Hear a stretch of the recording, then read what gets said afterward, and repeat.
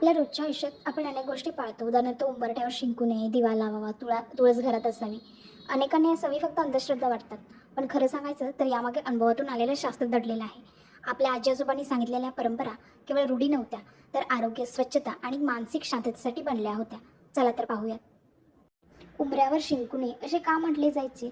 तर जुन्या काळी उंबरा व चौकटी लहान असल्यामुळे शिंकताना डोक्याला धक्का लागू नये, तसेच घरात जंतू पसरू नयेत म्हणून उंबऱ्यावर शिंकू नये ही परंपरा सांगितली जायची. मासिक पाळीत स्त्रिया लांब असायला हव्यात. जुन्या काळी हा नियम स्त्रियांच्या विश्रांतीसाठी होता.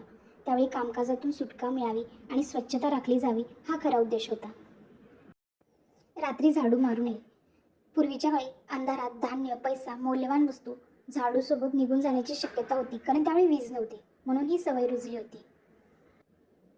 जेवताना थाळीभोवती थोडे पाणी फिरवले जाते. तर ते का? पाण्यामुळे मुंग्या कीटक अन्नाजवळ येत नाहीत. शिवाय थाळी ही पवित्र मानली जाते आणि हा एक मानसिक स्वच्छतेचा भाग आहे.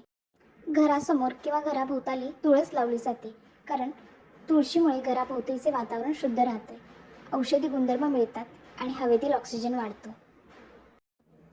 देवघरात दिवा लावणे. दिव्याचा प्रकाश व उष्णता नकारात्मक ऊर्जा कमी करून घरात सकारात्मकता आणतात. पुढची परंपरा आहे जमिनीवर बसून जेवणे. तर यामुळे पाय पोटाच्या स्थितीमुळे पचनक्रिया सुधारते, शरीराचे पोश्चर योग्य राहतं आणि मन एकाग्र होतं. सकाळी लवकर उठावं, कारण सूर्योदयाच्या वेळी वातावरणात प्राणवायू मुबलक प्रमाणात मिळतो, मन ताजंतवानं राहतं आणि दिवस एकदम फ्रेश जातो.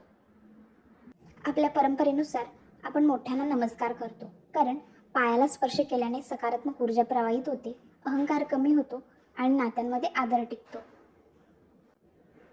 आपल्या परंपरेनुसार आपण उपवास करतो, तर उपवासामुळे आपल्या शरीराला डिटॉक्स होण्यासाठी वेळ मिळतो आणि पचनक्रिया सुधारते. व्हिडिओ आवडल्यास व्हिडिओला लाईक आणि शेअर करायला विसरू नका आणि हो, चॅनेलला सबस्क्राईब नक्की करा.